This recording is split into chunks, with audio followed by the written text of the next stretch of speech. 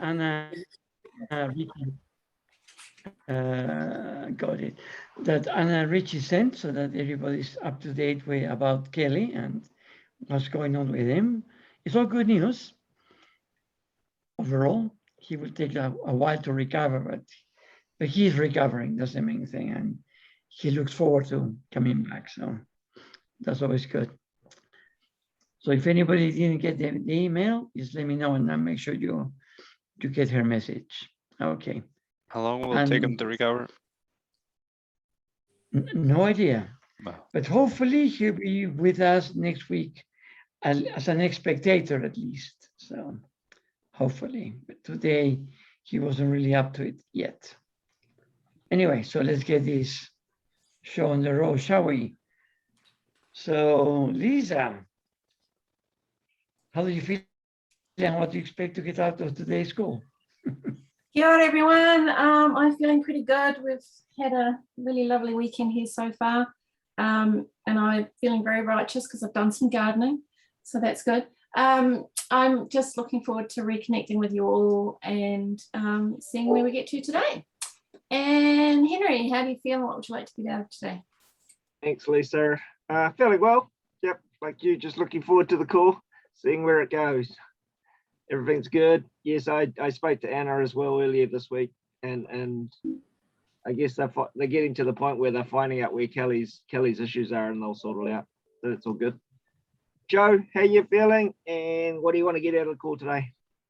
Hi, how you doing, Henry? I'm doing well. I am looking forward to tonight's call. It's good to see everyone. Looking forward to reading a little bit more about, or hearing a little bit more everybody's thoughts on evolution and pollution, and wherever the call takes us. So, Anne, how are you feeling, and what would you like to get out of the call today? Yeah, thank you, Joe. As usual, this is exciting for me every Sunday.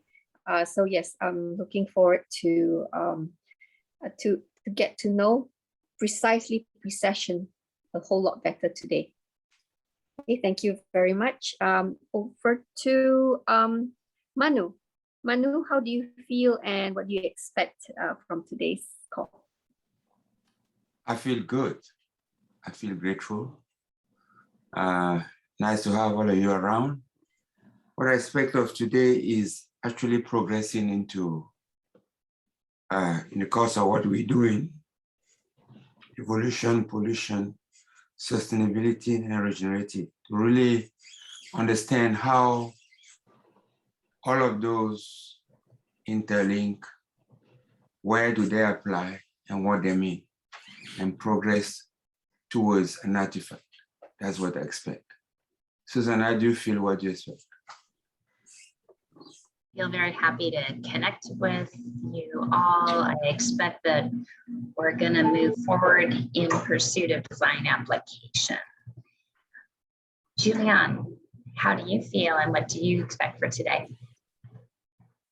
Hello, everyone. Thank you, Susan. Well, I'm feeling good. I'm feeling calm.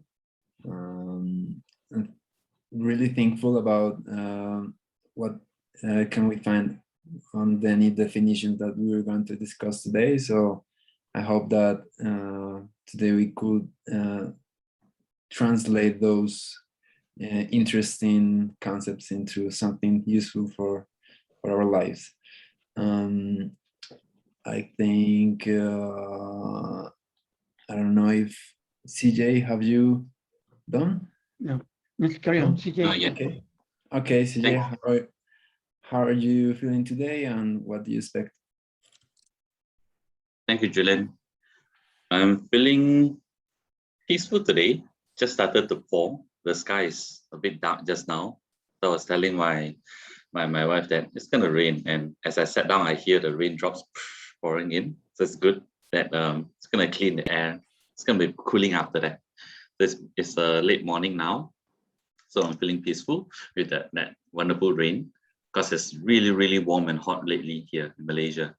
What I want to take away is I want to understand more in terms of regenerative, what it meant, what it meant from the perspective of different people, and how do we actually regenerate.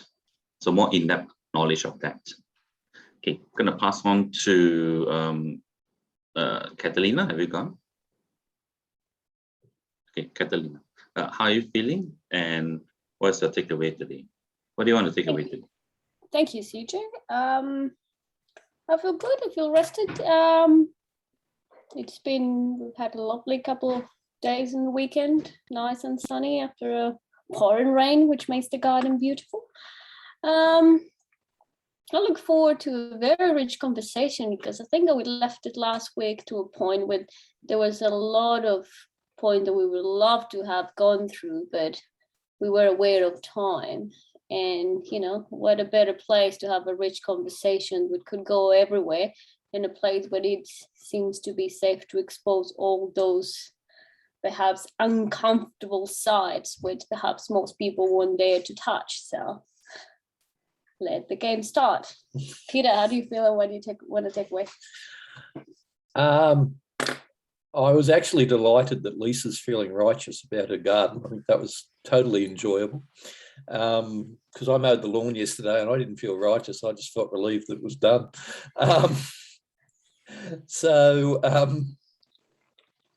I'm looking forward to today, though, because I think today, as Kat indicated, has got the possibility of a fertile and rich conversation. And there's certainly rich topics, so I'm looking forward to that. John Butler, how do you feel, and what are you looking forward to taking away today, mate? I'm feeling good, very grateful to be part of all this. And I just want to know a little bit more, understand a little bit more, understand Bucky a little bit more, understand life a little bit more. Always something to do and learn. So I'm feeling good. And Steve, you haven't gone, have you? No, I haven't gone. So how do you feel, and what do you hope to take out of today? Well, I'm feeling really good. And unfortunately, the more I learn about this, the more I figure I really don't know. So I thought I knew everything about evolution, and find out that Bucky has two types of evolution. We're going to hear about that today. So I love this fact that we're just jumping in and kind of like these words are redesigning my whole concept of design. So I'm just thrilled to be here. Lisa, have you gone yet? How are you feeling? Oh, you did go? Good. Are we done then? It's back to you, Raffers.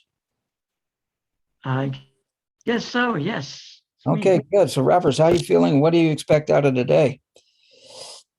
I feel, again, great, very grateful that people show up.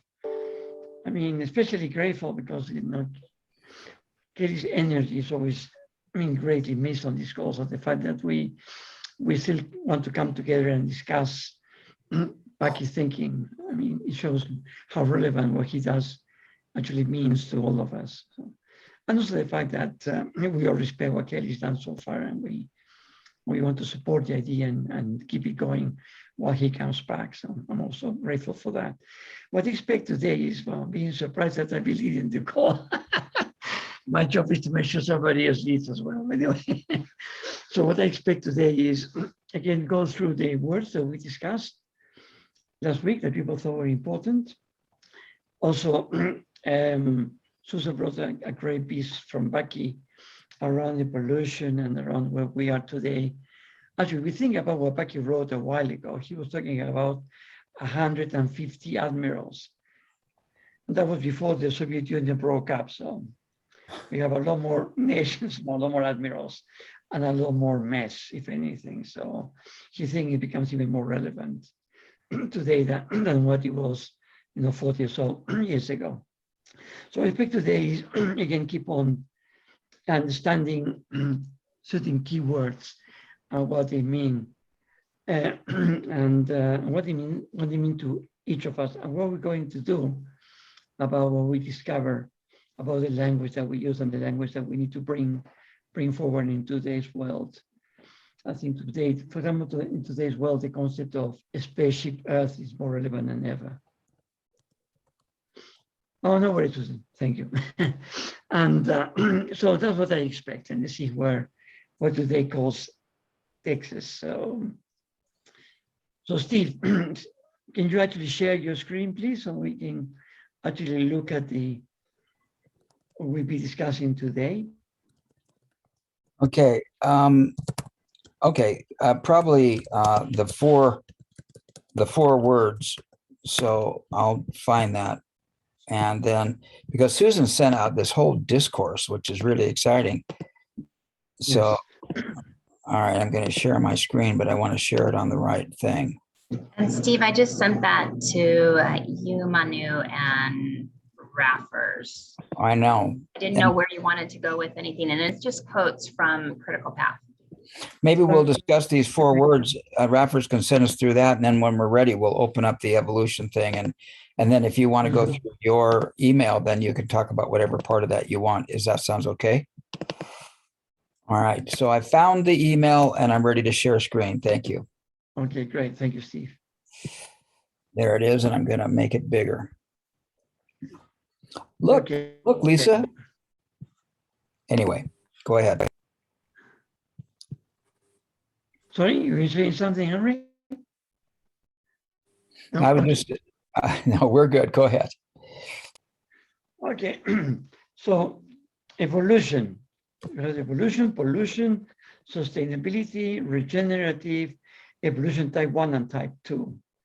So that, again, evolution type 1 and type 2 is what Susan is going to bring up later in the call. So we can start focusing on the first four words: evolution, pollution, sustainability, and regenerative. Because we have actually on Wednesday, when we met with a smaller group in preparation for today's call, we also looked at these words and what they mean. And we had a great discussion, actually. So I think we can actually replicate that today.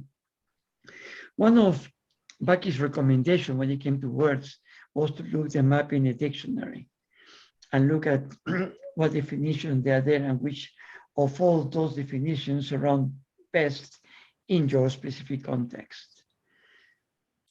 So I guess we can do exactly that if you want, or again, we can talk freely about, in order, about what those words mean to each of us.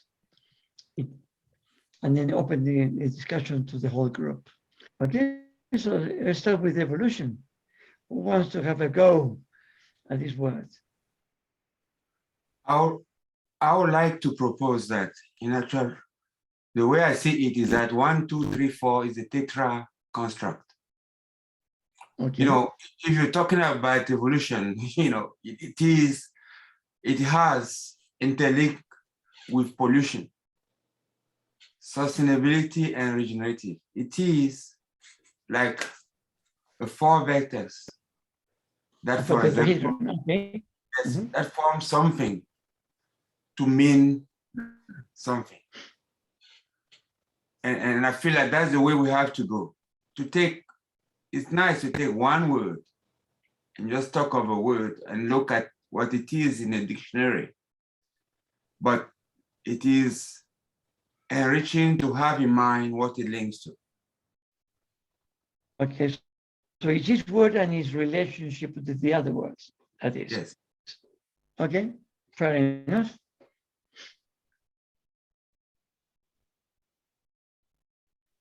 Okay. Susan, you are mute. Sorry. So go ahead, Susan.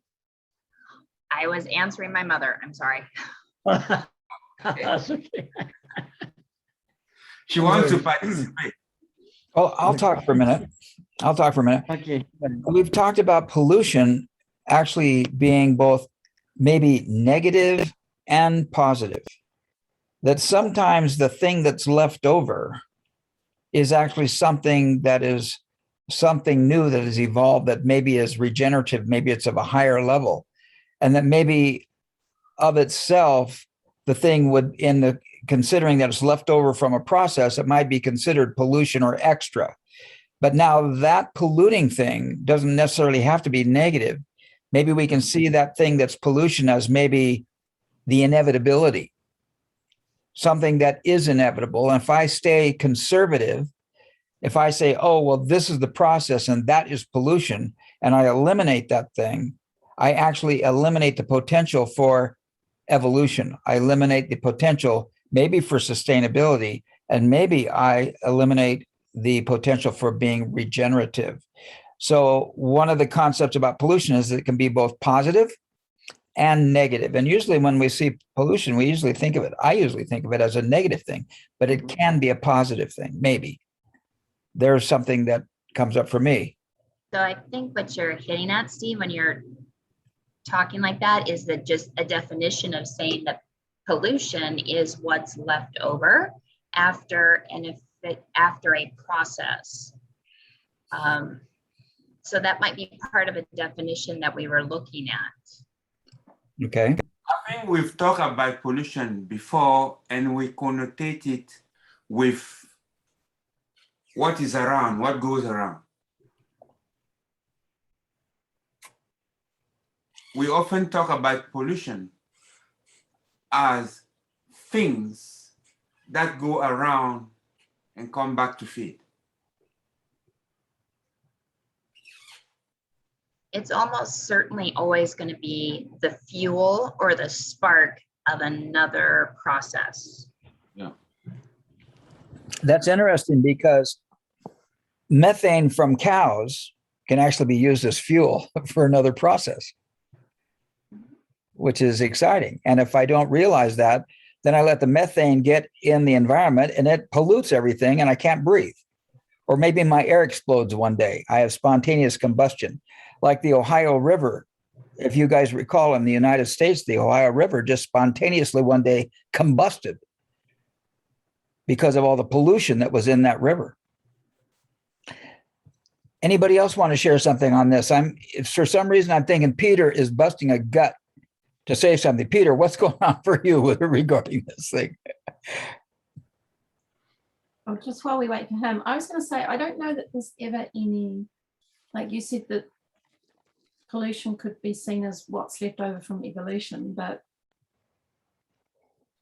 to me, pollution is a man-made thing. I don't think evolution actually has any pollution. There's always something that it is used for.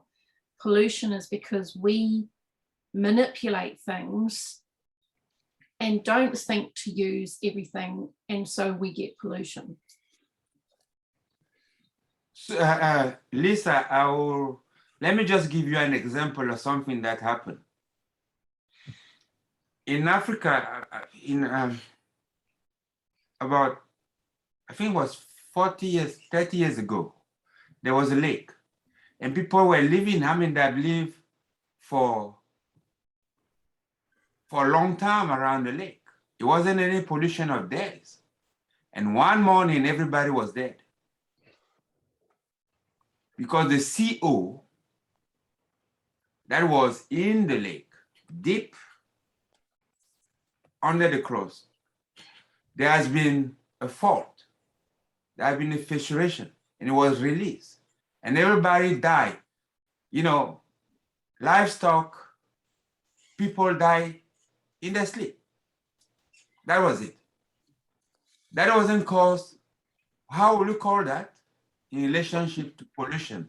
And it wasn't caused by any man-made anything. No, but that's the natural process of the earth and what's happening underneath the earth. I still wouldn't call that pollution. I mean, it's horribly awful that it happened, but yeah, I still just see that as earth being what it is. Well, consider a volcano. Go ahead, Manu. I was just saying that the reality is that every process, you have system process, system evolve, processes have pollution. Simple. Is dualities, system processes, evolution, pollution. You can't escape that. Can I add something to pollution? Please. It is a byproduct of a process, right? Or the end, one of the products of a process. Wouldn't it also be a product that maybe we don't know, haven't figured out a use for yet? Absolutely. It's an awareness. You have to be aware of the process and what the whole cycle of what gets produced. If you look at, like, one of the things that Bucky did was he invented or designed the Dymaxion house. And if you look through that, he's actually got a whole system about the toilet system and how it takes the waste and it actually can be putting it back into the system in terms of fertilization and go back into the soil. So it's disposed of correctly and it goes back through the system. Perfect, Henry. There are biological farms now where they anticipate the pollution that's going to come and they put it in the cycle so it feedbacks in to create a sustainable environment. Then, like, yeah, I don't know if you've seen these gardens that have plants and then the water drains down through and then it goes down into there are fish in the water and the fish poop in the water and then the fish poop is brought out and dropped in the top of the soil. And so what would look like pollution, a bunch of fish poop, actually is an essential part of that sustainable environment. Let me give you one more challenge. You know, if a volcano, historically, there have been two major climate crises. One was when the meteor hit in the Yucatan and it killed the dinosaurs. It polluted the air and killed the dinosaurs, but it actually created an environment where Homo sapiens could actually exist. And it's very possible that Homo sapiens may not have survived if the dinosaurs hadn't been killed off. I mean, I'm not an expert in evolutionary biology, but I'll propose that. It looked like that something was bad, but out of that bad thing came something new and wonderful. When can pollution be a positive thing? When most people are saying, oh, that's pollution, get rid of it. How can I look at pollution and say, here's something new. Let's see if we can handle it and make it part of a regenerative or sustainable project instead of just determining arbitrarily or through some method that this is pollution and it's bad. That's my point. Comments? So when please. Sorry. Okay. So the question then is this: if it comes from nature, it is not pollution. If it comes from man, it's pollution. Is that the way we're going to hit with the definition? No, actually, I think what we're saying is the opposite, is that it can be both. It can be nature created, and again, it can be man created or Homo sapiens created.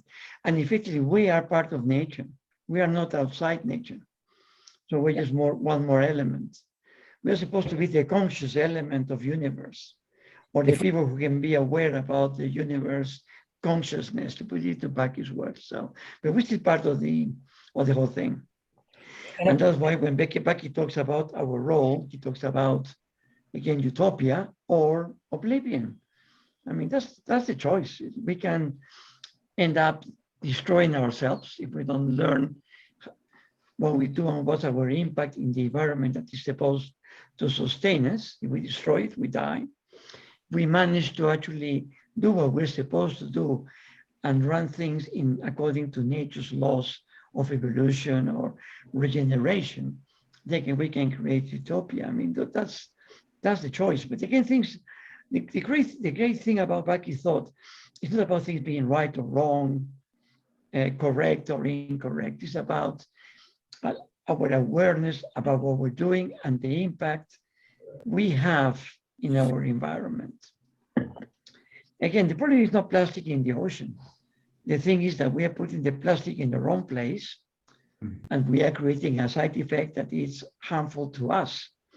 But again, all we need to do is use what we know to solve the problem. And the problem is we need to put the plastic somewhere else.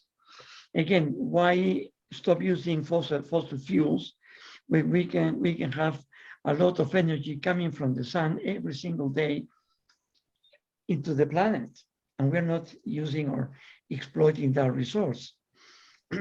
So again, when Bucky talks about if we integrate the international electricity grid, we can save an enormous amount of power and make sure that everybody has access to power. But again, each of these admirals of the countries we're talking in the beginning manages electricity within a certain boundary. That's hugely ineffective, expensive. And again, it's how we solve the problems. Or if we are doing it, if we are not getting the effect we want, or we are the effect. But the problem is not that we are pumping up too much CO2 into the atmosphere. The thing is, how do we take care of the CO2 and put it in the right place? And that means put them all back in the ground. I mean, that to me, I mean, that's the discussion. The discussion we have today is very much, we need to stop climate change. Okay, climate change is bad. 3 or more degrees centigrade, and we are going to be in big trouble. And that's not to say that that is not correct, but we're not really understanding the issue, which is what are we doing? We are creating a problem, and how do we solve it? It's not just about listening to the science, which I agree we need to do. It's about how we work together as a community internationally to manage spaceship Earth. We go back to the beginning of the discussion today. So again, evolution relates to that, because as we solve problems, we evolve as a species. And if we don't solve some problems, well, nature will get rid of us, or again, an asteroid or whatever. I mean, those are things that can happen. Again, if we talk about pollution, for example, this planet changed dramatically when there was a pollutant in the air.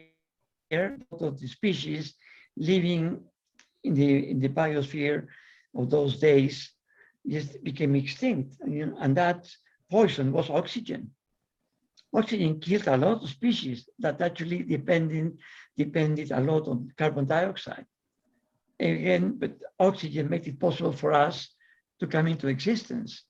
Another species, not just us. So again, I think that is the point about understanding evolution, how nature works, and how we work with nature or with the universe, because that's what another of Kelly's principles is, that we are here, we are problem solvers in support of regenerative universe. I mean, that to me is a great statement actually about our role. And I don't think that many people have come even close to that idea, that we are supposed to work in support of regenerative universe. We don't even know what regenerative means, for example. Anyway, so those are my thoughts about this. Yes, Raphael, I'm bubbling because what you're saying, I just have from time to time the impression that we are recentering universe around us. We're not the center of the universe. We are in the universe. Universe from our perspective. Yes, universe has from our perspective, we are in the center. We are the center. I am the center of the universe. No, you are the center of your space of influence in the universe. Exactly. You're not the center of the universe. So what is happening is this one. We can't even manage planet Earth. We can't. Mm-hmm. Mm-hmm. We can only cooperate together to solve local problems. When I mean local, I don't mean my home. Local problem. The local problem might be us on this planet. Okay? In support of. That support is very important. In support of. Because you not support, meaning that you don't follow the rule of a game, you are discarded. It doesn't depend you like it or not. You don't follow the rule of a game. As you apprehend and start comprehending, you are discarded. It's as cold as that. So, if the nations of this world don't together come and try to devise artifacts and behavior in support of the processes that are going on in the universe, in the biosphere, in our biosphere, we will not sustain. We will die. It's as simple as that. Comments, questions? I feel like I might have pushed us a little bit off course, using the idea of pollution as something left over. When I look in standard dictionaries, that is not one of the definitions given at all. In fact, all of the definitions that I can find written down elsewhere really do talk to the idea that pollution or a pollutant or to pollute means to make other things unfit or unclean. So I did not mean to lead everybody in a useless round of talk about pollution, one idea about pollution being what's left over. Well, good point, Susan, but I think you're being too careful because I like the way you pushed us into something, or you say you pushed us, the way you presented something. The idea, pollution has always been negative to me, but the idea of seeing pollution as something that may be positive is a profound invitation. You know, if in America, there's a big movement now for sustainable farming.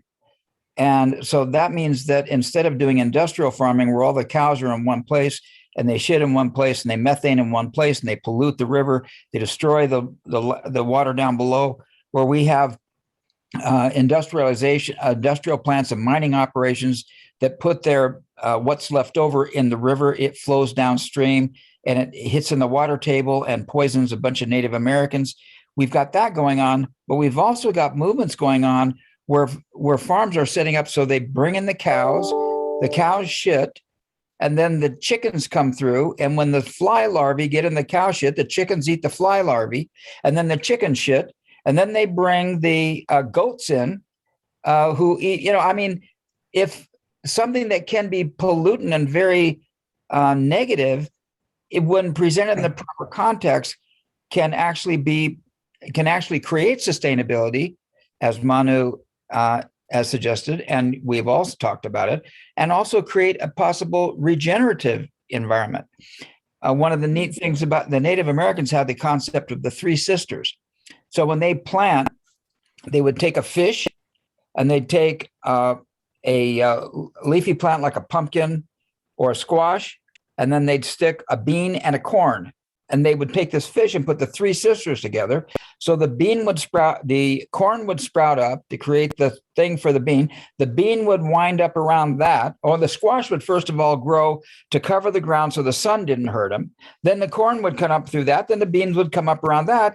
And then all of those plants, when they died, actually re-nurtured the soil. Now that we look at it scientifically. So the squash would put the nitrates back, and the corn would put this back, and the bean would put that back. And so the soil was regenerative. And this was the three sisters. And so American farming is looking at the Native Americans, the way they did things were regenerative. And so this idea of pollution being a bad thing I think it's only part of the picture. Go ahead. Comments, questions? Yes, I have something to add to that. Yeah, because I think we have to look at when the word pollution was created, right? Because it's like in many aspects of science, it is what people didn't understand fully before, nor have there been systems or processes created out of whatever was to deal with the issue. Say for instance, like Pluto for the longest time was defined as the planet, and then later it was discovered that Pluto is not a planet. So it's about when. And so I think the word pollution came earlier, and yes, we do pollute. The only thing is, the minute we figure a solution to the pollutant, then it doesn't become a pollutant anymore, so then it becomes something else. So that's just for me, it's about how we look at the word pollution or the object of polluting, right? The pollutant itself. Say even the cows, right? You're talking about methane, but that is naturally coming from cows. So what humans did was pull the cows together, but it's naturally produced by cows. So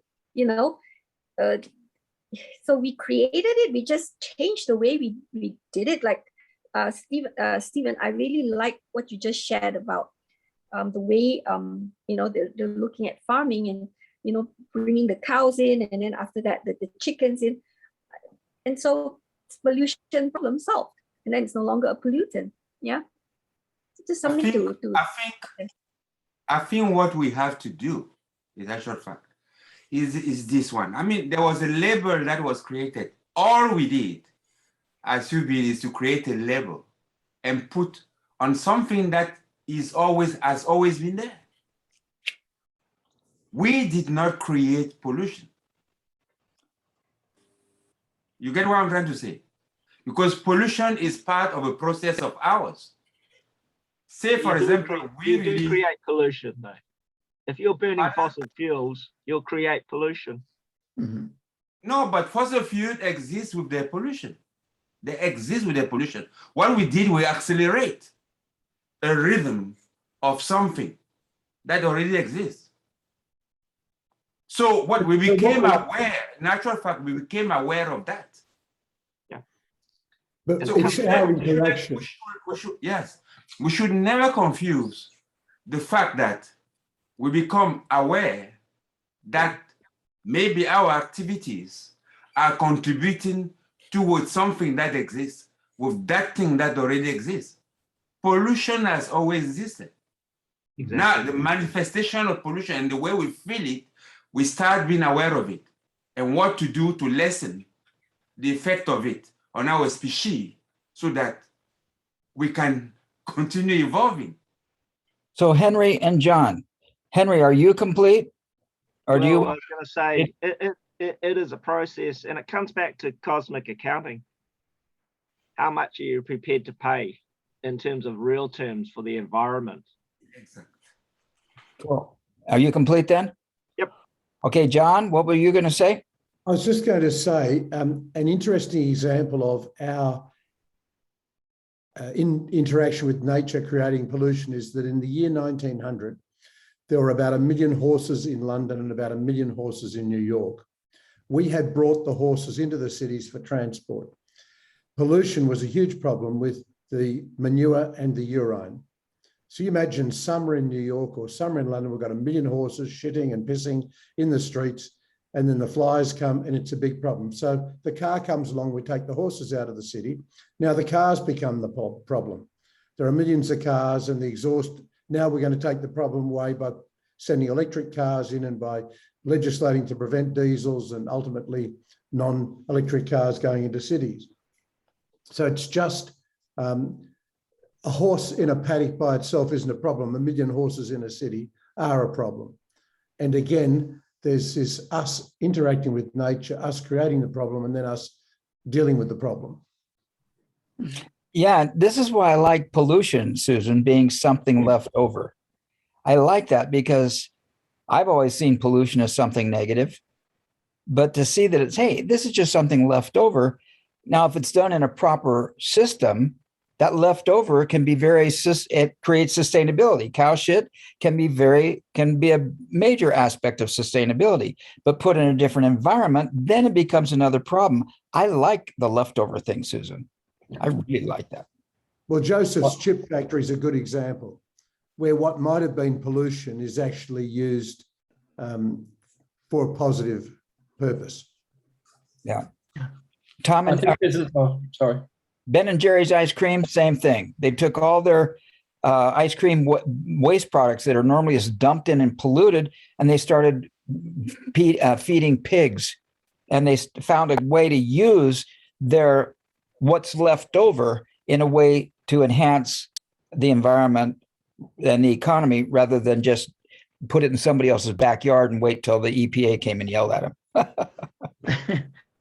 I think there's another way to look at pollution as well, and that's from a spiritual or a metaphysical point of view. And where I'd actually like to start that particular context is Jung said that if you don't own your shadow, it will destroy you. And our society is being destroyed by our individual and collective shadows. And we cannot evolve as a species, in my opinion, unless we actually own our shadow.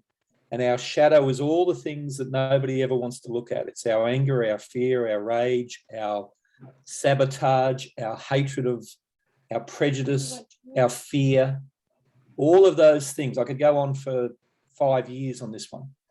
And unless we transform those, we are the victim, willingly the victim of those who we allow to lead us, because they lead us from the shadow. They lead from greed, they lead from fear. And a byproduct of fear, yes, pollution may be something left over, but pollution at a soul level, at a spiritual level, is the toxicity of us not being connected to spirit, of allowing ourselves to be disconnected to spirit and come from fear and scarcity and anger and war and justification and judgment and all of that crap. And until we actually individually and collectively start owning that and transforming it, the argument of cleaning up physical pollution to me is just an intellectual masturbation, because we will clean up one aspect of pollution today, and then next week, next year, we have some other aspect because we haven't cleansed ourselves. So that's my 2 bob. Thank you, Comment, Peter. questions? Yeah, that's all. I think it's a great comment that was Peter made, that because Peter is taking discussion into the metaphysical level, or the spiritual level for that matter. Yeah, and that's true. We have polluted ideas as well, and beliefs and confusion, and then fear is part of that. Yeah, interesting. Absolutely. Yeah. Comments, questions? Something to add on, because as I hear what Manu shared about pollution happens because something was accelerated, and then Rafa shares about horse piss and all that. So I was thinking in Malaysia, it's still happening now. Somewhere I did a quick search just now about the crow issue in Malaysia, that bird that's everywhere in Malaysia, the crow. Someone brought it in from Sri Lankan around 1960 plus. The intention is to get rid of the insect that's destroying the crops, the coffee beans and all that. But then the crow is so smart, they start breeding and spreading the entire Klang Valley. So now we have crows everywhere, hundreds of thousands of them from a few that was brought in.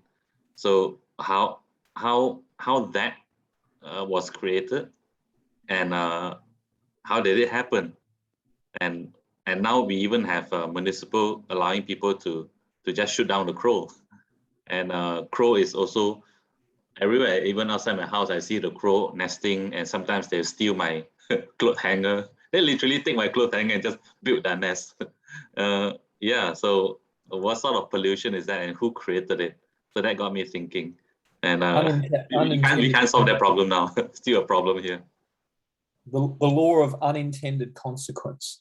The cane toad in Australia is the same example. They brought it in to solve a problem with a beetle, and the cane toad now has virtually all of Australia, and it's killing our wildlife. But unintended consequence is actually immature and unevolved consciousness, because if we're willing only to look at a pain problem today, I have a pain, I must solve this, so I'll put a crow in, or I'll put a toad in, or I'll do whatever, and we don't have the maturity to look at what the consequences could be, I don't think we can call ourselves evolved. I have this viewpoint that humanity has great potential, and potential of creating this as a heaven on earth, but it actually comes at a price of spiritual maturity and a willingness to take 100% responsibility. Sorry? And accountability. And accountability. Yeah. And I would argue, actually, having just said what Kat said, that the unwillingness to take responsibility and accountability, and our willingness to not have those who are our leaders be accountable, is one of the biggest pollutions. And in Australia at the moment, just as at a political level, we had a premier of a state and her deputy and a couple of other bureaucrats resign because of corruption. And it is not little corruption, it is massive corruption. And not one of those people will be held accountable. They all retired, they rode off into a sunset. We don't demand accountability. We accept it. And as we accept non-accountability for ourselves and non-responsibility for ourselves, we are doomed to immaturity and repeating this cycle of endless shit, when it could be endless happiness, by the way. Comments, questions? Well, it's not that people are, or humanity as it were, is evolved. It's evolving. It's a constant process. Evolution is a transition. I mean, when Bucky talks about it, he calls it evoluting orbital feedback systems. So you're there, you're trying to solve problems. The problem may not be correct. It's veritas. And then you have to make adjustments. It's constantly changing. It's scenario. Comments? Questions? I think that one of also the biggest issues is we as nature, we've been trying to solve everything from our head. It is very important that we actually understand who we are, how perhaps nature works, but we also kind of drive only through our intellect rather than our inner connection to what everything else is outside is what actually perhaps is stopping us to continue evolution, to adapting or creating something better that actually does not create destruction for us and everyone else. It is wonderful to understand so many things intellectually, but until actually we integrate it to our hearts and let our hearts and our soul guide us, and it doesn't mean that we don't use our mind. Our minds is very powerful, but it should not be our leaders. It shouldn't actually say we only hear and understand and do as much as we can from our heads. But our mind is, and our intellect is, it is there for a reason, to understand and to relate and to correlate and to interrelate and adapt and all that. But the ultimate creator is actually our heart, because it's actually what makes us aware of the connections from the in and out and others. So just to pretend that we actually understand something intellectually doesn't mean that we actually have the full, might be the beginning of the capacity to create something better. But until actually we're willing to drop to our hearts and accept what it is, take responsibility and be accountable and transform who we are and what is ourselves and what is around, our evolution perhaps will be a bit slower than we would perhaps could be. Comments? Questions? To add something to Catalina, to what Catalina just said, talking about the heart, right? So remember, I think a couple of weeks ago, I talked about the 3 brains. So one of the things I understood from this neuroscientist friend is that the part where we use intellectually is just here, and it's like 1% of the I don't know how he explains it, but it's 1% of how we use the brain, but the 99% is all at the back here. So, and this is where we are human beings, and as a human being, but it is this only, oh yeah, that's why he said, only this part of the brain is what differentiates us from animals, this 1%. And so currently, a lot of people are using here and not using here, and the gut here. It is something to add there. Sorry.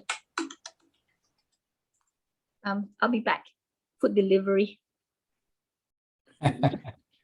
Comments, questions? The Heart Maths Institute and their latest, I haven't read their stuff for a couple of years, but 4 or 5 years ago, they did measurements on the energy of your heart and the energy of your brain. Now, their instruments could measure your brain activity at about 3 meters or 10 feet, and they could measure your heart at 200 meters. They knew it was more than 200 meters. they didn't have the technology to measure it. The frequency in your heart capacity, the frequency of you as a human being, when you're connected to love and when you're grounded and when you're loving your life and loving people in it, the impact of that is something on the measurements that they had is something like 10,000 times more effective than the measurements of our brains. And we are nature. Our nature is hearts. And there's another documentary I want to throw in on the topic of pollution, and I wish I could remember the name of it. They had two different groups of people. In one group of people, they had two kids who were about 3 or 4 years old. One was a white kid and one was a black kid. And they were hugging each other and playing together and holding hands and just being kids and loving each other. And in the other group, there were people who had the pollution of a mind disease of separation called racism, the disconnected of spirit called racism, that I'm superior to you or you're superior to me. And they belted the kids who were black and white who started hugging each other. And it's just an example of mind pollution and disconnection from spirit.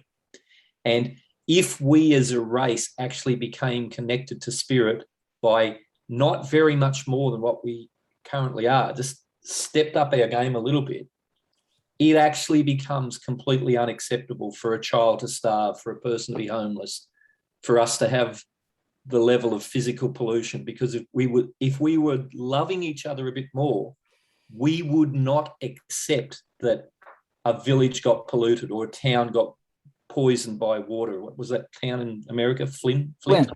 Yeah. You know, we would not accept that. We would rush in to heal that, to change it, to transform it. We'd look at that as a problem that was urgent to be solved. Because we don't actually love each other enough, we actually look at that and go, oh, well, not my problem. Sorry, Peter, I just wanted to see what you're talking about. What is the macro of it? What is the macro of that? Yes. Of mind pollution? Of what you just described, the experiment of putting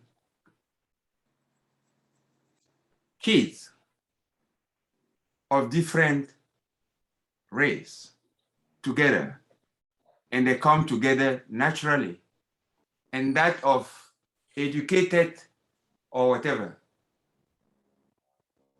let's say adult, and they start belting them when they saw it. What is the macro of it? The macro of it is that the paradigm of hatred continues. And I think the macro of it, if we come to a place where instead of allowing things like that to be, because if we loved each other enough, we would not allow something like that. It's just that simple. Because if your child was hungry, I would feel as if my child was hungry, and I'd move heaven and earth to make that child fed. And we're conditioned, we're mind controlled, we're habituated into being very small and pretending we're powerless. We are not powerless. We are the universe within us capable of anything. It's choice, follow up, follow through, responsibility and accountability. I think the macro of it is education. I'm not quite sure how to answer you, Manu. Yeah, we've got to come to first be aware that the education that we have or the conditioning that we have is not the right one for our evolving in a way for which we were designed, and come together to change it. If those adults had been conditioned differently, let's just say conditioned differently, they wouldn't behave the way they behaved. It's true. They would be like those children, yes. Yeah, and humanity has allowed certain things because we've gone along with the BS that our mind is bigger than our heart. And that's a conditioned thing as well. And yet every philosopher, every ancient people, every ancient people has got this wisdom universally in it. And they express it in different ways, but it comes down to love the person next to you as if they were yourself and love yourself. But Peter, what is the characteristic of every ancient people? What is one thing that they all do always? What do they do, Manu? Cooperate. Correct. They cooperate. The characteristic that you see, whether you go to the Incas, you come to Africa, you go to Australasia, you go to wherever it is, they cooperate. Meaning that they have found a way to share the system, the education, their knowledge of the environment in a way that is the best for the whole group. Because they haven't separated each other from nature. Yeah. For example, it's about tuning though, is it not, Manu? What's that? Yeah, it's about tuning. Like you say, you talk about the macro. What's the macro view? Yeah. So if you take the heart is about feeling, love, about being grounded. That's a feeling. So you're quite correct about education. Are we aware of that feeling? Can we comprehend it? Can we really, when it's there, intuitively, how tuned in are we intuitively to ourselves, our heart, our feeling, all those around us? So you're 100% correct, Catalina, Peter. Absolutely. And this is what Bucky's actually always talked about. Sensorially comprehend precession. How does this feel? What is the effect of what I'm going to do here? What is the precessional effect? So it does tie in with what you're saying. And all of Bucky's writings are about that point. Be more tuned in with yourself, who you are, know who you are and what you represent, what you stand for, and what you can do.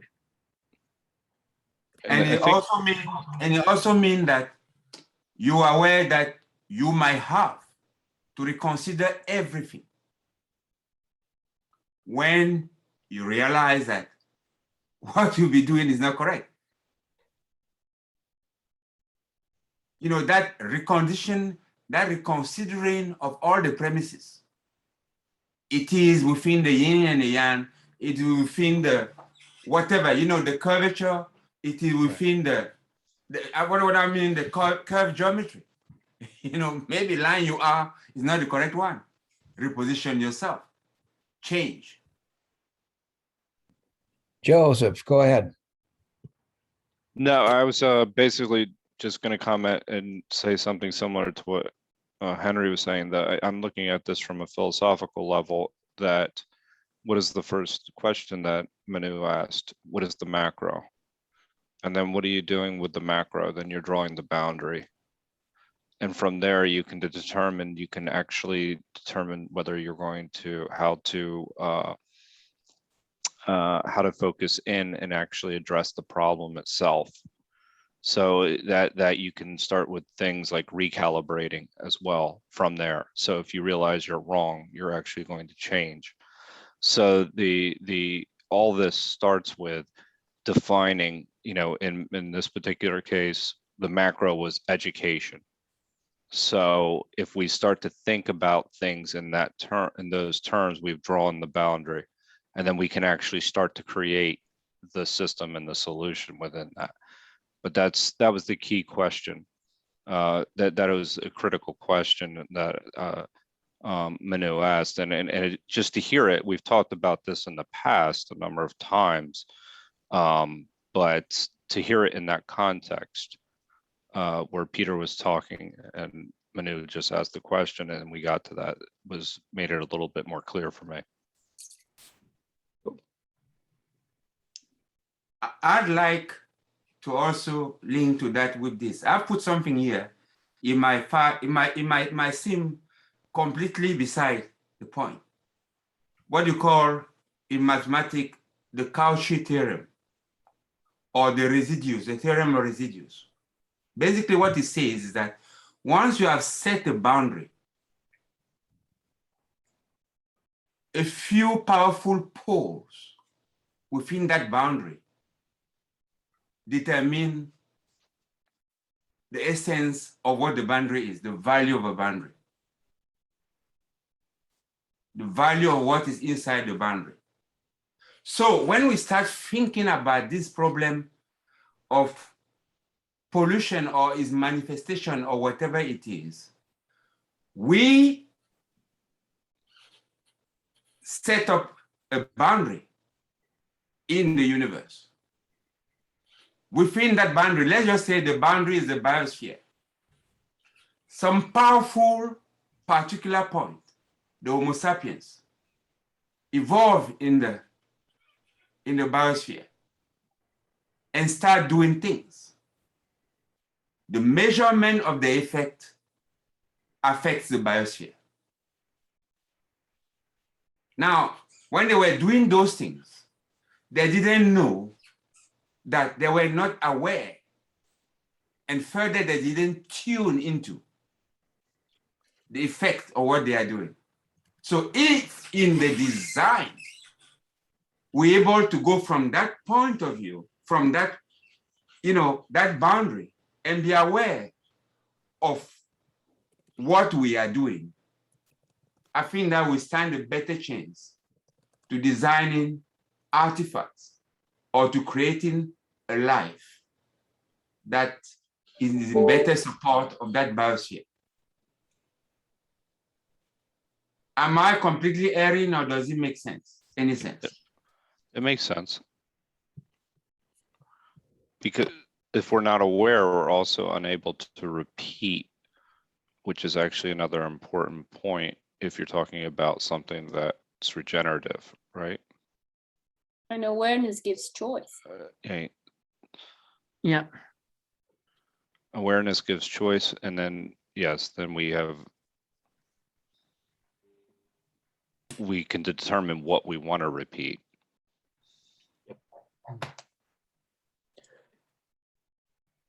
I'm going to share a personal story of one of the things when I met Kat that absolutely just stood out to me. And we went through a walk through a rainforest. And every time there was a bit of pollution somewhere on the ground, a plastic bottle or a piece of paper or whatever the case was, Kat picked it up. And by the time we'd walked through the rainforest and back, she had quite a collection, and she just put it in the bin, didn't say anything about it, didn't make a big deal about it. But I just had this overwhelming feeling of, here's someone who says it's not me who put the pollution there, but it's my planet, and I'm going to do what I can. I'm going to choose to make my planet healthy. And it wasn't, she didn't say it, she didn't make a big deal about it, but it was a choice and the consequence, or to put it in Bucky terms, there was a choice and there was a possession. Because in the 4.5 years that we've been together, I know of 15, 16, 18 people who have started doing what Kat did because I shared that story with them. And they've just went at it and went, huh, not my pollution, is my planet, I'll pick it up. And that's a little thing, but the possessional effect of that could be huge. And I always come to this point, I can't change the world for everyone, but maybe by being a friend to someone, I could change that person's world. And then the possessional effect might be they go on and change somebody else's.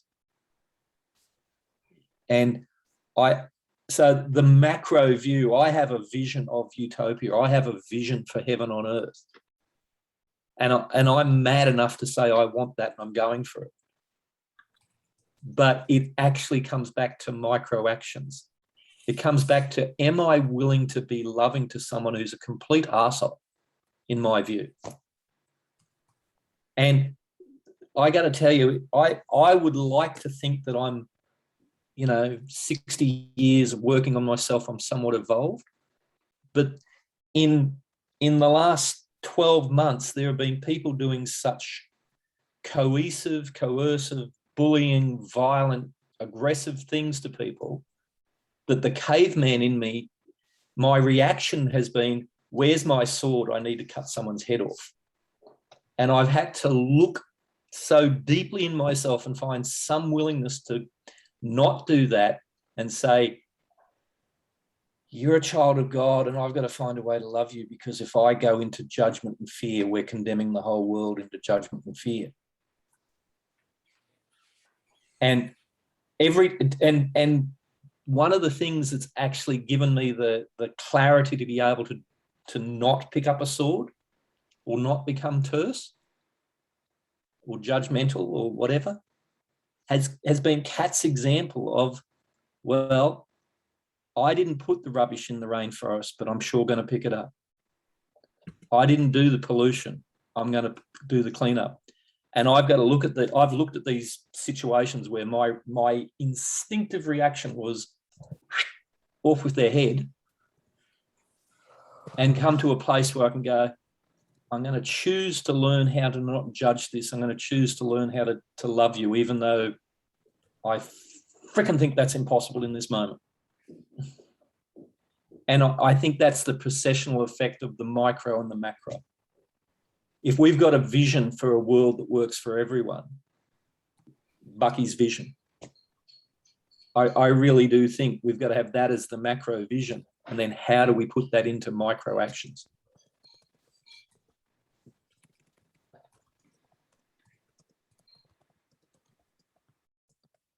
Comments, questions? Yeah, no, I think actually Peter's story is great because it relates nicely into what Manu was saying about understanding the problems comprehensively at the macro level, and then taking local action, and then influencing people locally. I mean, the people next to you, the people you know, your community. And actually, you think about the community, and the whole concept of commune is now even a bad word, because that means you're a bloody communist, which is crazy. I mean, what would the concept of a commune and us as a single species and coming together should be a bad word? I mean, that's the way we live in today. And people fall easily into the trap. Oh, we need to fight this because these people care about other people. These people want to help the poor. These people want to make a change. I mean, that's unacceptable, because we're just going to become poorer and become Venezuela or worse. I mean, that to me is just a crazy world we live in. So again, your story resounds with me as well, because it means how we take care of everybody. But we start with the people next to us, the people like our communities, our forests, our gardens, our young, whatever. But we do it thinking about the whole. It's not just about, helping my neighbors, about helping everybody. But my steps is helping the people that have closer to me. So to me, it's a great story, Peter. So thank you for sharing that. Yeah, it's very good. I know when I talked to Kelly, but he mentioned this term called duty of care. Apparently, it's quite big in Australia. It's even a legal thing. Is that not right, John? You have to be legally responsible.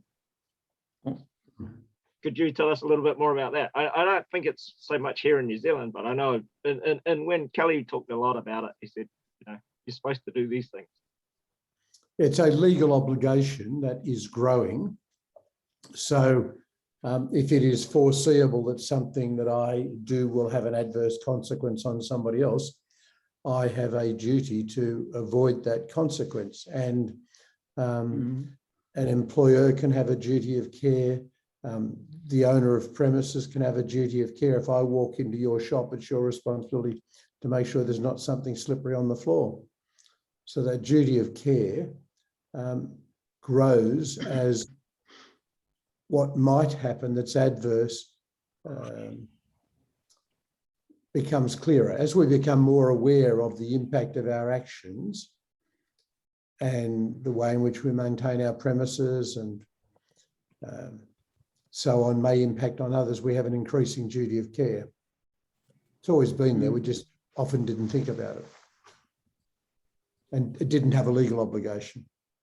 Yeah, and in the medical world, that they have the, was it Hippocratic oath or something, where they have to, it's their responsibility to support life. Is that correct, Susan? Do no harm. First, do no harm. Yes. Natural law. Yeah. And that's regardless of that person, what they've done in the past or whatever. That's got nothing to do with it. Yeah. So it's duty to care. Yes, no, it's great concept. But again, it's interesting that in the same country where they have such a great concept, they allow nuclear submarines and buy them and let them park in their base and think, forget about duty of care. What the, well, you know, it's going on. And now you remind me of why I've had 1,000 moments where I want to pick up a bloody sword. Exactly. Yes, I understand exactly how you feel, Pete. Been there as well. Yeah.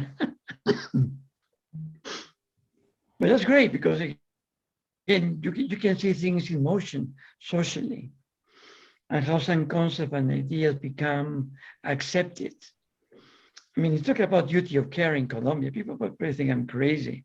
But it's a great concept. But again, why don't you take it to the highest possible or the largest possible level? And I mean, duty of care also means stop, I mean, building weaponry. I mean, that's your duty to make sure we build a planet that is safe for everybody. I mean, nuclear submarines are not going to solve any problem for anybody, you know? Or war for that matter. So again, but at least, you know, you have a great concept to start with. I mean, we don't have that in a place like Colombia, probably not even New Zealand. And the Kiwis are pretty good about taking care of themselves, actually. So it's still interesting, very interesting. And again, it raises my hope about the future. That in some countries are coming to that level of agreements and making it law. So cool.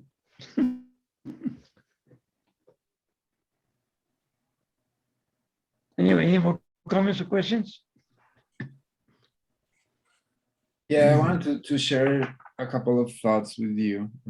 I've been hearing you, and I think there's a couple of things that maybe I conclude after seeing this from all your different point of view. So I was looking into pollution as something that humans started to do. Like, okay, there's one time where the earth wasn't being polluted, like air was clean, water was clean. So I was looking into, okay, when did that, when was that time? And I started looking into internet and all of that, and I started seeing that the most ancient history of that is around when the discovery of America. So it's not far enough. And I think, okay, so if that pollution comes from that time, so it means that it has been becoming an issue with evolution, right? So I start thinking, if we need to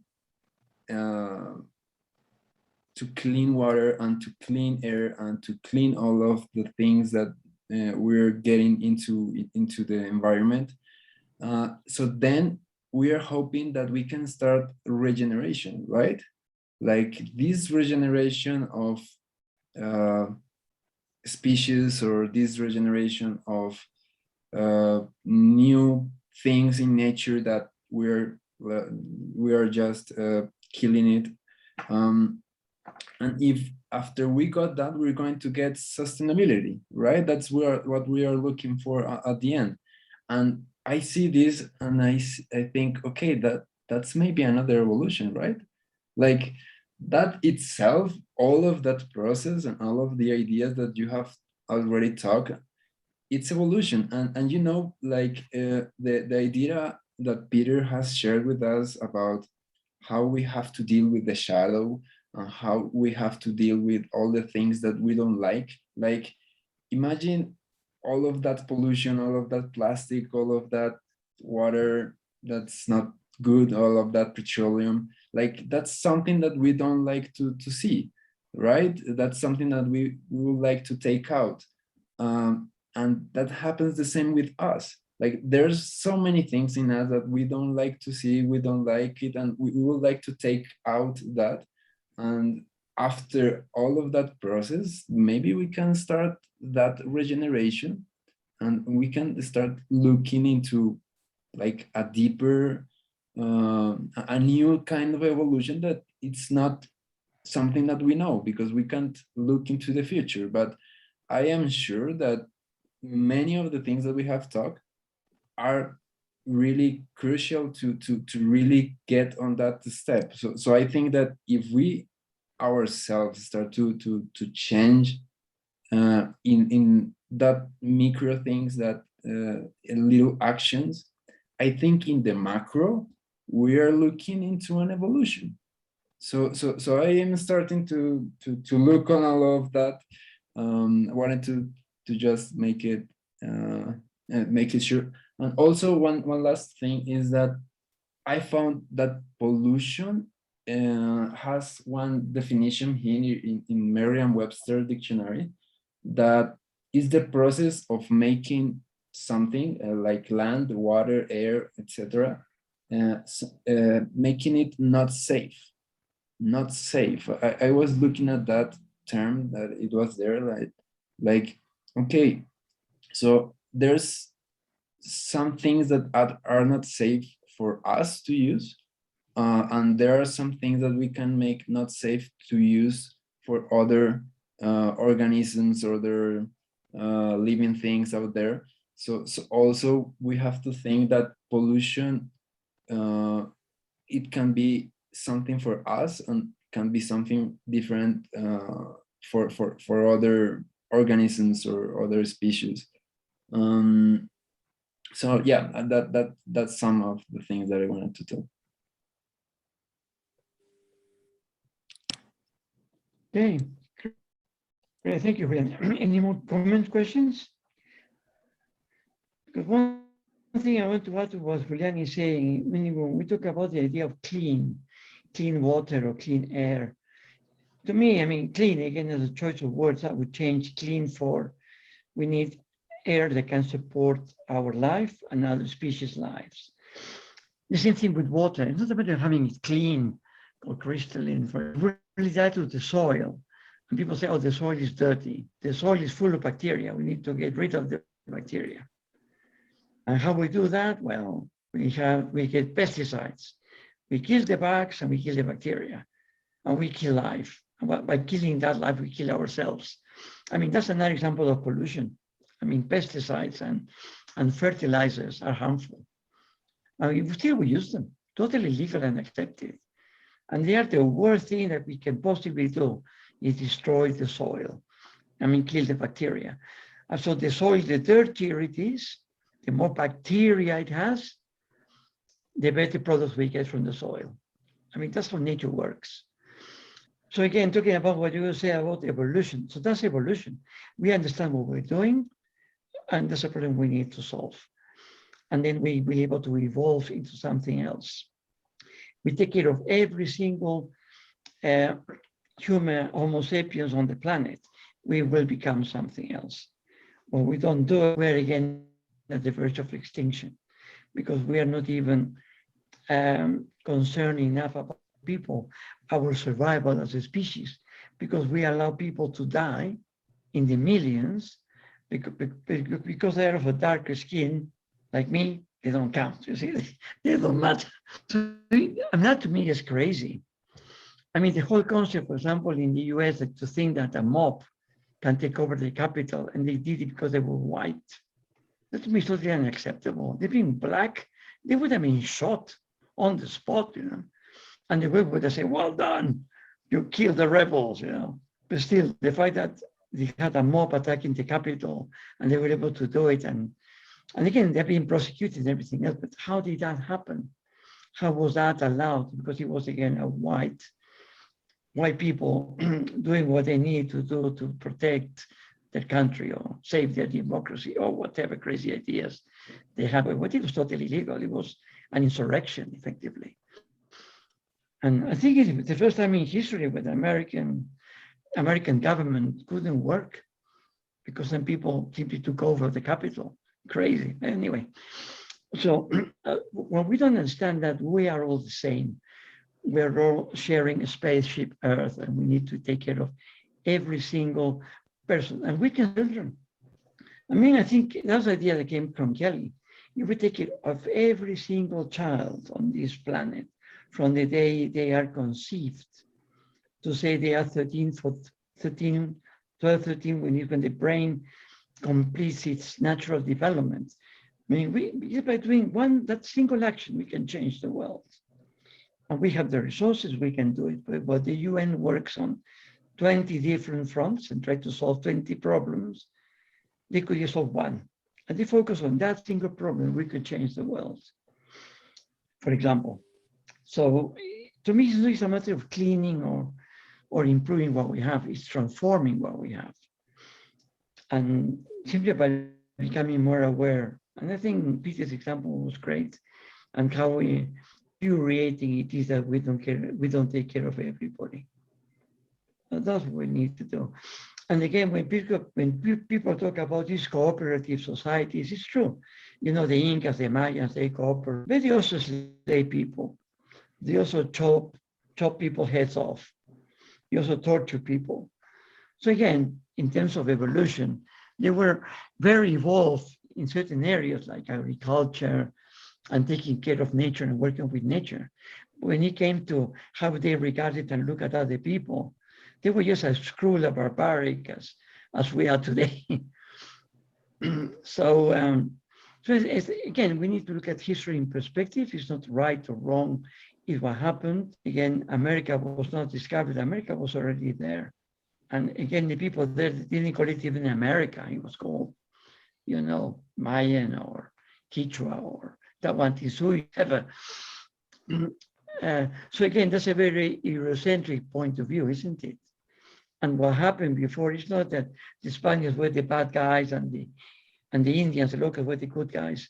It was just a clash of two cultures, and what happened there, it's history. What we need to do now is think about how we understand where we come from and what we do about it. Australia is a great example of that, actually. How Australia is going to come to terms with what they did to the Aborigines and how to change that. And it's still going on, I think, and there are even museums about that, and it's a little history. But again, that's how we react as Homo sapiens about what's happened. But we see there are lots of problems that we need to solve. And the fact that we work today about those 4 words, how many ideas that come out of that in this small group, and what difference each of us can make, to me, that's again very, very important as we understand going on at the macro level and the micro level and the local level, as Manu would say.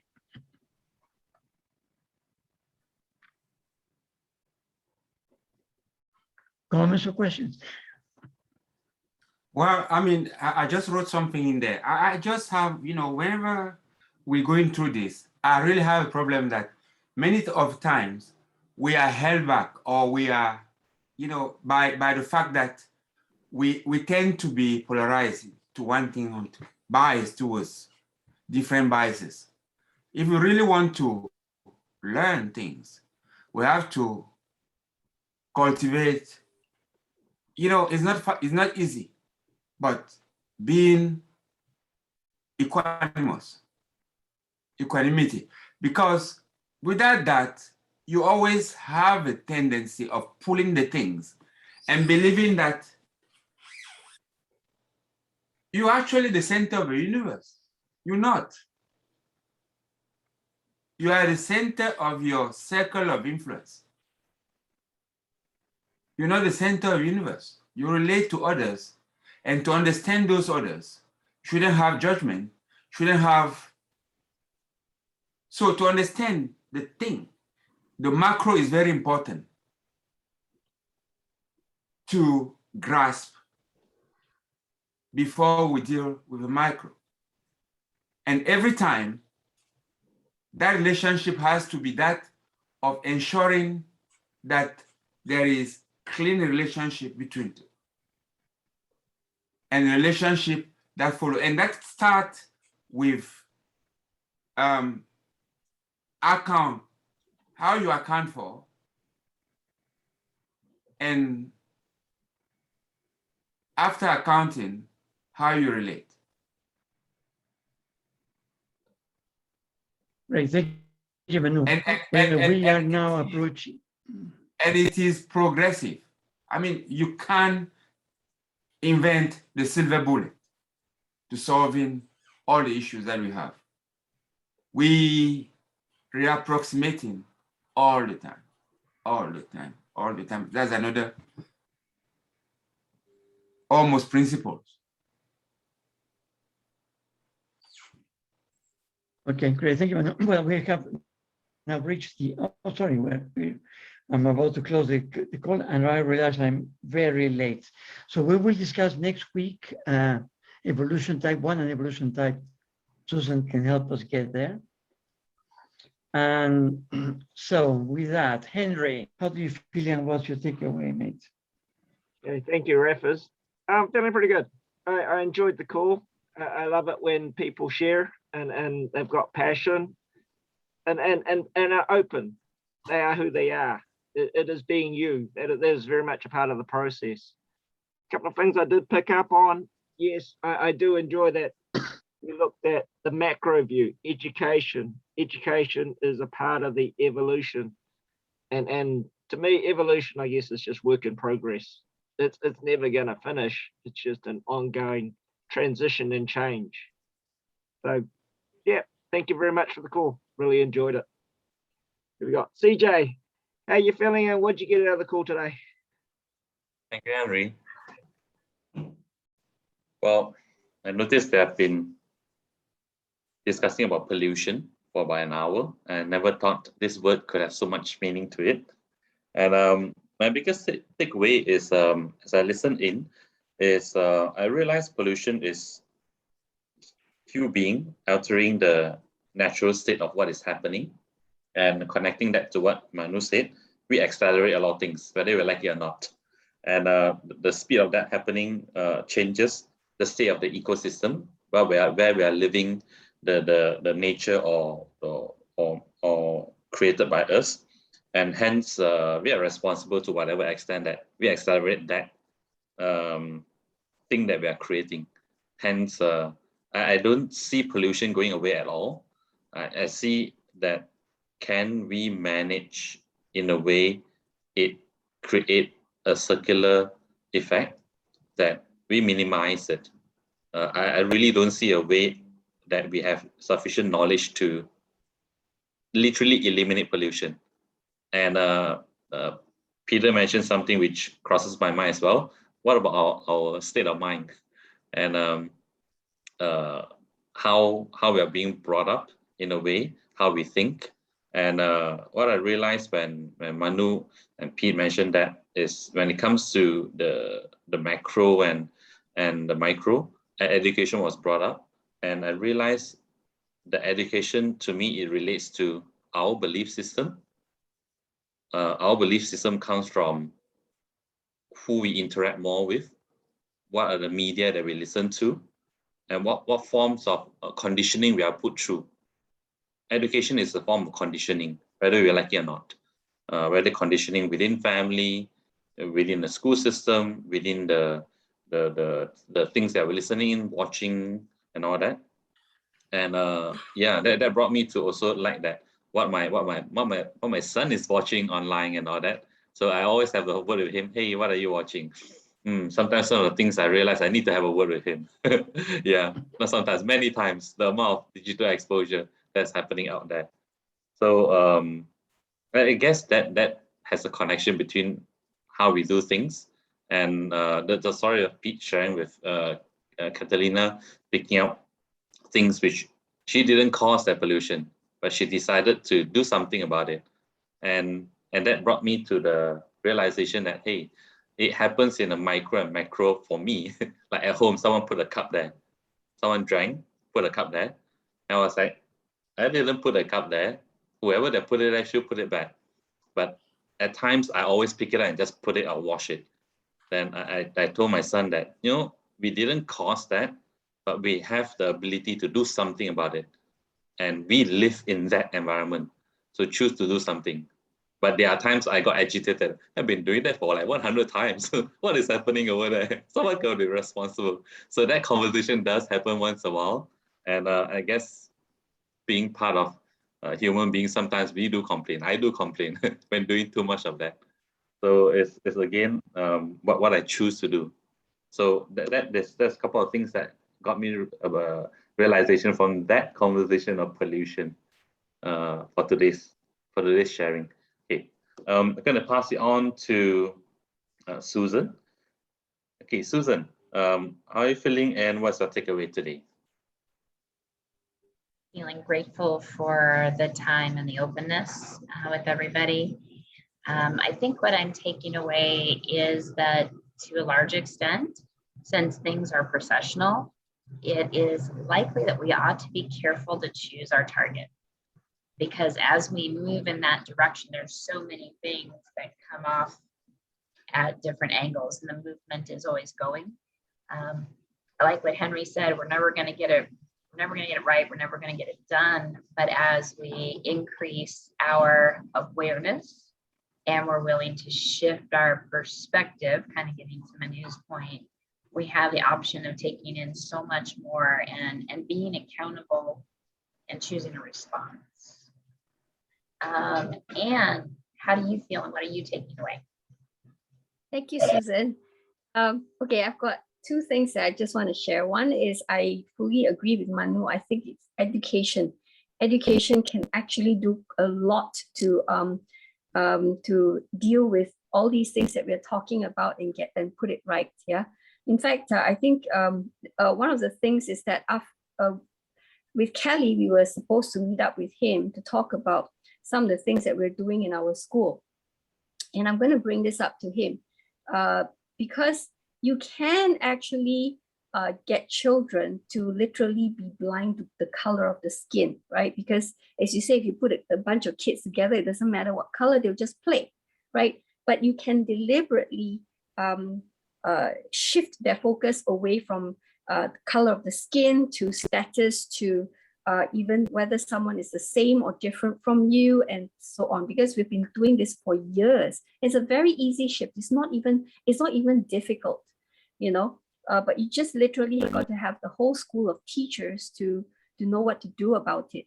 And it is about giving kids self-worth, you know, they have to have self-worth in achieving to be productive, okay, in a good way. Right? If you can shift them to feeling that way about themselves, all those things just literally go away.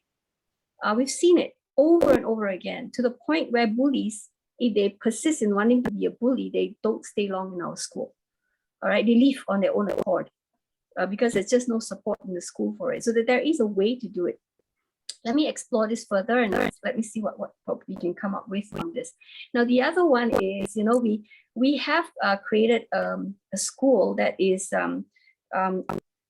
we keep evolving, right, in the education system that we're doing, and so I'm taking away a lot from here in order to grow what we are doing. Okay, so we recently started this, that was like June of last year. Yeah, we decided to have a school that focuses on environmental sustainability, education, and the entrepreneur component, because it has to make sense monetarily, otherwise it cannot sustain itself, right? So the latest one today is I'm going to go back and just throw this at the students and see if the pollution is a byproduct of a process that we haven't figured out a use for yet. I'm just going to throw that at them. If we redefine it this way, What can you do? Okay, and see what comes out. Yeah. So anyway, that's one of the things that I thought I'd share. Thank you very much. And Stephen, how do you feel, and what is your takeaway today? Well, I got to tell you, I think you nailed it in terms of the idea that pollution is, I like to go back to Susan's idea or whoever's idea. Pollution is something that's left over. And the idea is, yeah, how can we use that? And it seems to me that we've discussed that ecologically, if I put a bunch of cows together and get all that manure in one place, I create an ecological problem. If I put it in a system, then the cow manure is just fine. So pollution, the negative or positive aspect of pollution is how it affects the process. Not only is there ecological pollution, but there's spiritual pollution, as Peter and Kat brought out.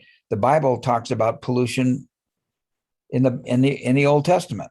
So the idea that pollution is possible is an old idea in terms of spiritual pollution.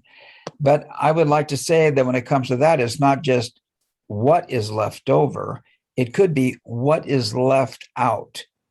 And what I'm thinking is, let's say that we had 12 people on this phone call and we said, okay, 4 of you can't talk and the other 8 of you can. And we acknowledge that and just left those people out. Wouldn't that be a kind of pollution? Because we're not getting feedback from all the parts in the system that are actually present in the system. And for some reason, we're saying, I'm going to cancel you out. You're canceled. You can hang out here if you want to, but I'm not listening to you. Isn't that a kind of pollution? I also want to come back to Kat's comment about accountability and to Peter's comment about spiritual pollution in terms of Jordan Peterson. Jordan Peterson is really big on, did I make my bed today? It's like Jesus, let those who have not sinned cast the first stone. In other words, I think Nietzsche, all possible good is in me, but all possible evil is in me too. And if I do like Peter said, and I just only focus on the good, and I don't, as Kat said, get accountable for the yin and the yang, for the possibility that I could be doing something bad. If I don't get accountable to that, that is a kind of pollution. And I think I agree with a couple of people who've said that one of our problems politically today is that our leaders they're trying to move ahead and make everything positive. They're not getting accountable. They're not looking at the reality. The data on COVID is not being reported accurately, and is not being reviewed. And those that are being outcast because somehow everybody at the leadership is all focused on, let's get this thing stomped out. And by not looking at the negatives and the positives, I think I hurt myself. So I've really expanded my whole concept about what pollution is. And I'm really grateful for this conversation. I'm looking forward to next week with Susan on her type 1 and type 2. And I've been so engaged in this process, I'm not sure. Oh, I also wanted to say to Julian, do you know that, I think I posted out there, the Mayan culture, anthropologists are speculating that one of the reasons why the Mayan culture failed was because of pollution. All these people got in the cities, they started developing lye and different kind of paints in order to paint their temples and buildings. And if you look at the movie Apocalypto, you'll see people there working in lye mines that are just coated with white crap, and they're breathing it and they're coughing up blood. And I mean, I think pollution is an old thing, and I think human beings are really good at it. So, okay, good. Who's left? Okay, good. Julian, good. Perfect. I'll hand the ball off to you. How are you feeling? What you taking away? Thank you, Steven. Yeah, I was looking into it, and it looks really curious. So I feel hopeful after having this conversation with all of you. First of all, because I never in my mind thought of pollution as a positive thing. I was always looking into like a negative thing. So I really take that away with me today. And I also think that there are so many things that we still are discovering from ourselves. And in that way, I think that we have so much to grow, because today, for instance, I have heard your definition of education today, and what you think education can do for solving us these problems that we have talked. But I also start thinking that many of the things that we are discussing now, maybe there's more other things that are going to come ahead in the future that we still don't know.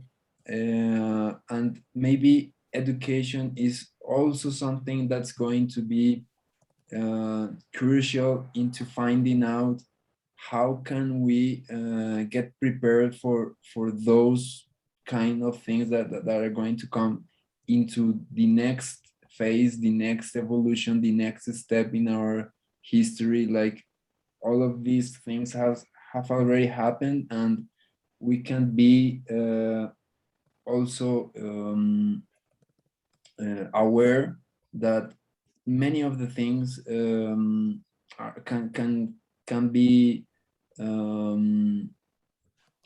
be something that we can start solving. And in that way, after we start solving some of the things that we have now, we can start seeing that many of the things are going to come up later. So yeah, I think many of those learnings I'm going to carry away with me today. Let me see who's left. Henry is already. Lisa. Lisa, Pedro, yeah. Catalina. Lisa, how are you doing today? And how did you feel today? And what do you take away from the call? Thank you, Julian. It was a really good call. I've got to say, I've been forced to look at a pollution in another way, which, you know, it's not always something you expect. You know, you think pollution, oh yeah, I know what that is, and then you just carry on. But really, yeah, I have been forced to consider it in ways I had never considered before. So thank you, everybody. And I just wanted to echo what Peter said about Catalina. I have taught my boys that when we go walking or whatever we do, if we see rubbish, if I don't pick it up, who will? It's like, well, I'm a citizen of the earth as well. But I have to say, CJ, I hadn't thought of it in the kitchen terms. So it's like, who left that there? So I'll have to consider that. So thanks, everyone. Thank you, Raffles, for doing most of the work. Manu, how do you feel, and what was your takeaway today? I am really feeling grateful, and you know, you really provide. I mean, I think that I've enlarged or I've enriched my understanding of pollution. A byproduct of a process we might be aware or unaware of, but that we don't know yet what to do with. I like it. Really, really, I think it encapsulates, you know, the contour of what we have here. One thing that is important, that something is always left over.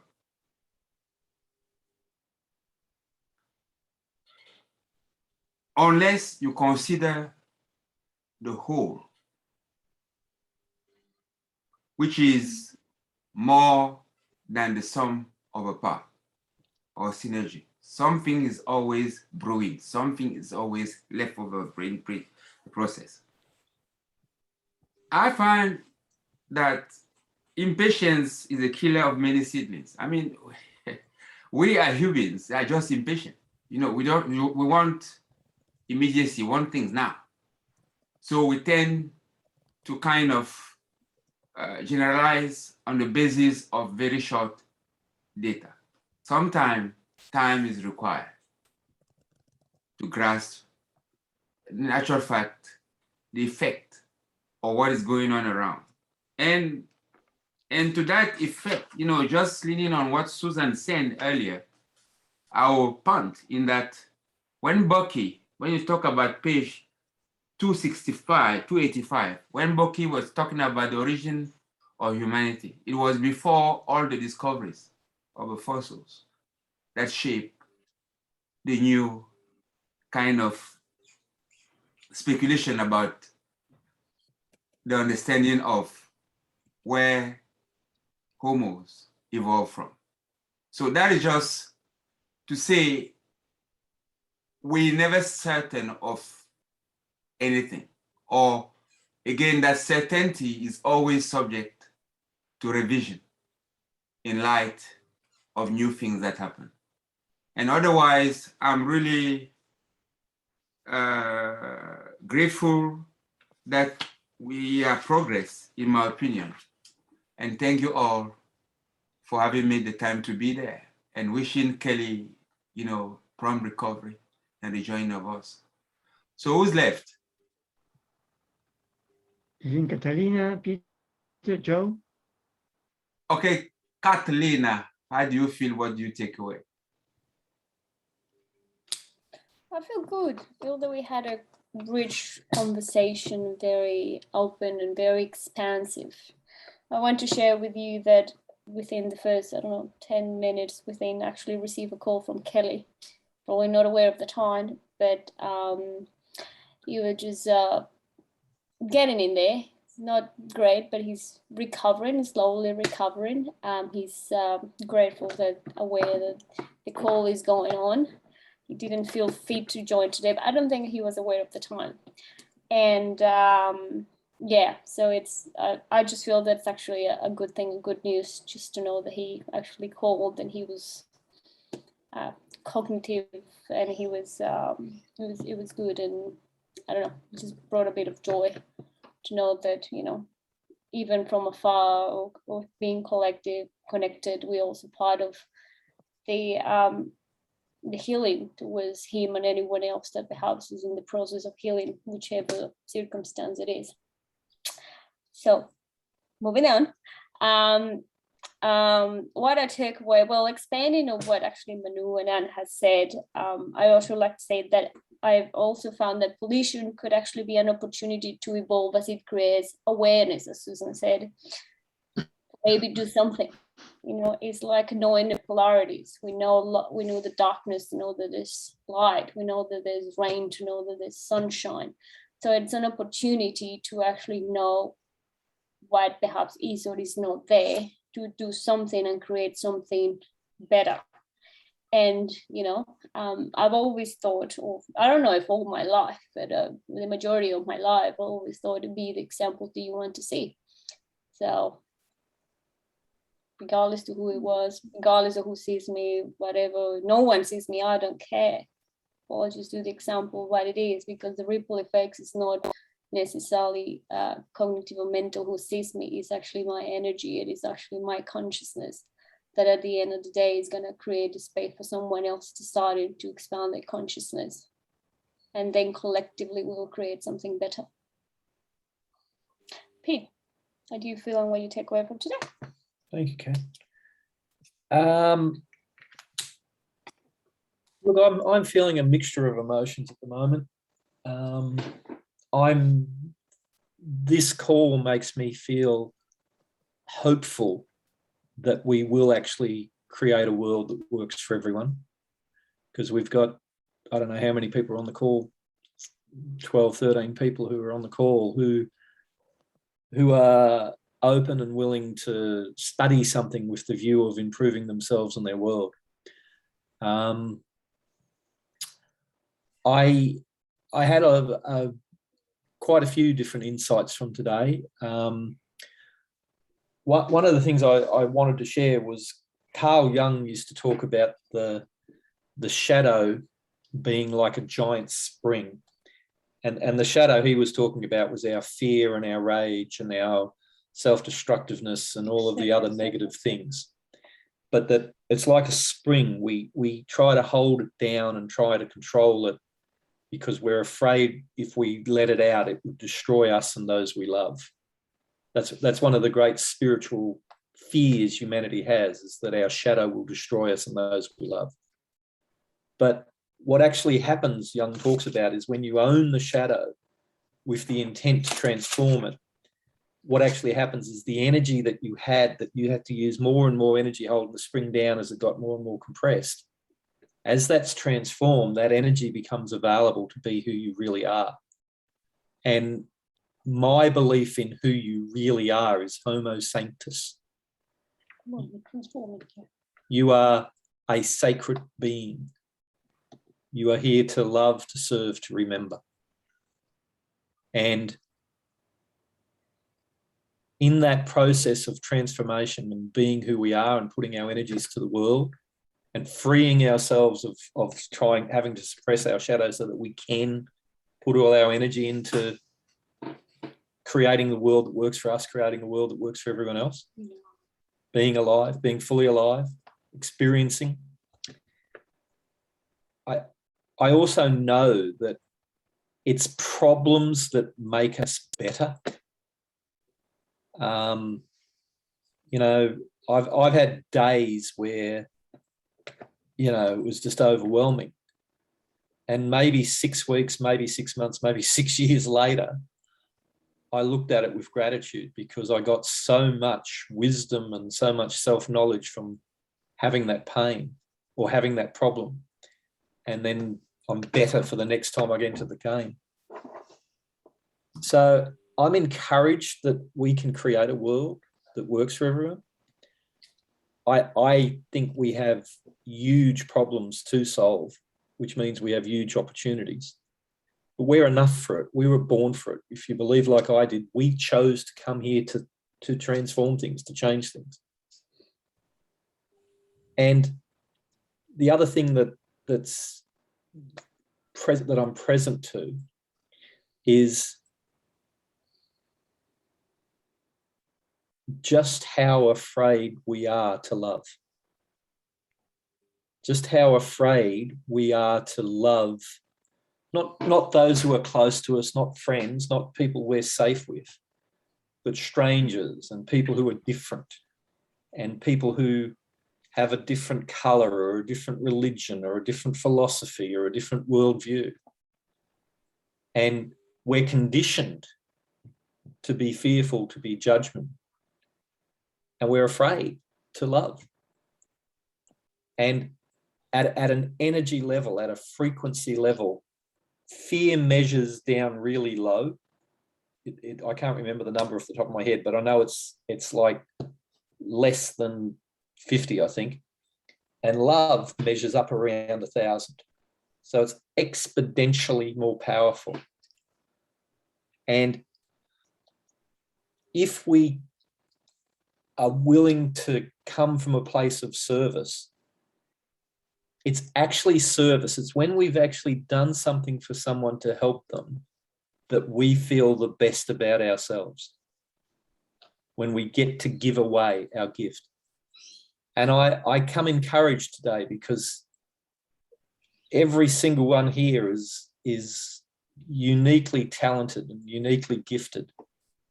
And we all have this attitude of service, and we're trying to find a way to be of service. And I think that's encouraging, and I love you all. Joseph, you good-looking man. How do you feel? And what did you take away today? Well, I'm feeling the love after that. So thank you. Thank you for that. I mean, I was actually going to say, and I'm going to build on the idea of the metaphysical and the idea of the shadow. And I put something in the chat, that in the muck, it will be found. And that's essentially what Jung said. So it's essentially that's the pollution. You know, that is that we will find the solution within the pollution. And, you know, actually Manu mentioned something about tranquility as well, as far as our own personal tranquility. And I think of that in the macro terms, and you clear thoughts, you have clear mind, you have clear purpose, and then you have clear actions. So that once you actually confront your shadow, then everything else becomes a lot more clear. And that is all derived from knowledge. I mean, and I think there's the Confucian saying, change your mind, change your heart, change yourself, change families, change nations, change the world. That kind of, but the whole thing is it starts with being self-aware. And it's interesting, all of that includes boundaries, coming back to what we were talking about earlier, the macro and micro. And so that I like that metaphysical confronting a shadow perspective, because I think that actually really, it brought another level of understanding to me personally. So I think it's a great analogy. It works, and it's something I'm going to think about this week, and then think about that within terms of evolution as well. All right, so thank you. And who has not gone so I don't skip? Is it just Raffers? Yeah, let me meet Joseph. Raffers, how do you feel, and what are you taking away from today? And I feel very privileged to be on the call with everyone as well. I'd like to add that. Thank you, Joseph. Naturally, very grateful that people naturally hang in there for half an hour more than planned. So sorry about actually landing this plane half an hour later than planned. So, but again, very grateful that the people stayed, and that to me shows how committed we all are to what we're doing, and sharing, and the understanding, and the expansion of everybody thinking through these goals. Because I know you all have other things to do as well. So the fact that you come and contribute and stay, I mean, just makes me very, very grateful. And my takeaway today is, again, the importance of what we do and what we discuss. And I love the idea, for example, that Dan takes an idea and she's actually willing and ready to throw the concept into some students in her schools and see what comes up, because that's what it's all about, really. So the problem is an idea. So what do you think? And taking that to children, people who are learning and at a very early stage in life, to give them that experience, I mean, it's hugely valuable and hugely important.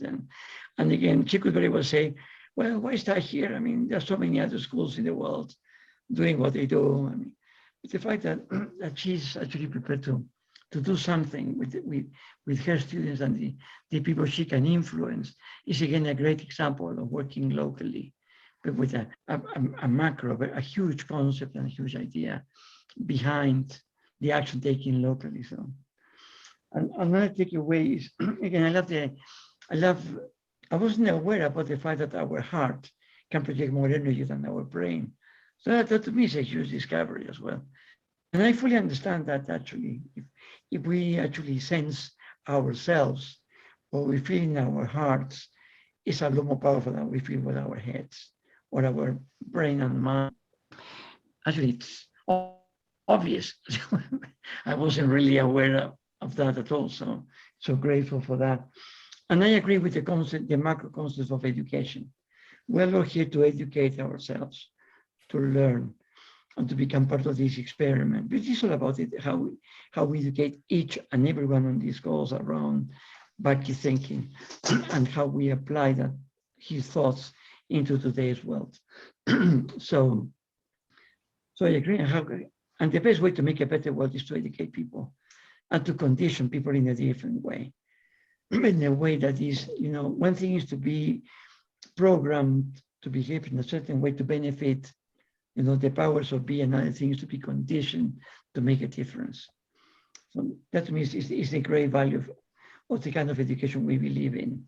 So again, very grateful to everybody, and I look forward to Susan leading the call next week to talk about evolution 1 and evolution 2.